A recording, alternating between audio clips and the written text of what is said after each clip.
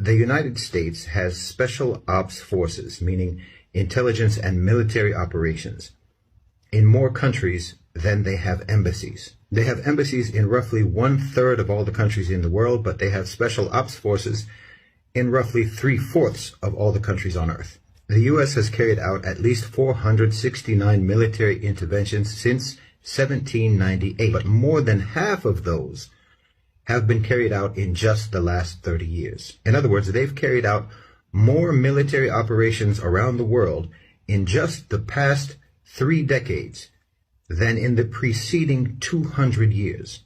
If you combine the total spending of the top 10 military budgets in the world, the countries that spend the most on their militaries, if you combine that total, it still won't equal what the United States spends on their military. Now, these 250 or so military interventions since 1991 have been primarily carried out for economic reasons, to control resources, access to markets, to control markets, and so on. The use of the American military has been disproportionately for the sake of business. It has not been ideological, it has not been nationalistic, it has not been religious, and it has not been to spread democracy. The U.S. military does not enter a country except that it is either following or followed by businessmen. Now, I'm saying all of this to explain that whenever we talk about the U.S. doing this or that, we're not talking about the United States per se. We are talking about the military and political power of the U.S. being mobilized or being used to promote or secure or protect the interests of a financial elite who may or may not be American, but who are themselves not loyal to the U.S. This has to be understood. Whenever people start talking about the world moving from being a unipolar world to a multipolar world, because you're simply mistaken if you believe that the United States of America is in and of itself the unipolar power in global affairs.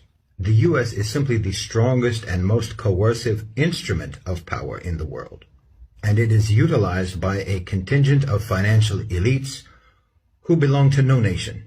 The owners and controllers of global financialized capital constitute the unipolar power in the world today. It's a private sector power.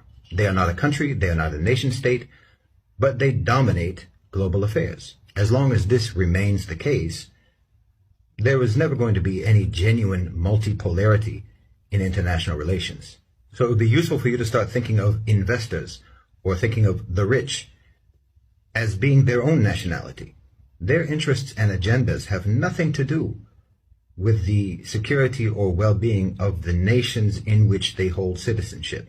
As we can see now across Europe, this new imperial class of private sector elites have no hesitation in undermining the economic stability, the financial well-being, the living conditions, the quality of life, the peace and tranquility of even Western nations. So before we can confront this reality, we have to recognize it. Nation states do not exist as independent power entities in the West. They are subordinate to a private sector, a national class of imperialistic owners of capital. The Western neoliberal political and economic models are hostile to national sovereignty, they're hostile to democracy, they're hostile to independent government, and they're hostile to any iteration of a social contract. In these models, the highest duty of every citizen, of every institution, of every government, is to contribute to corporate profits. It is quite simply greed gone mad.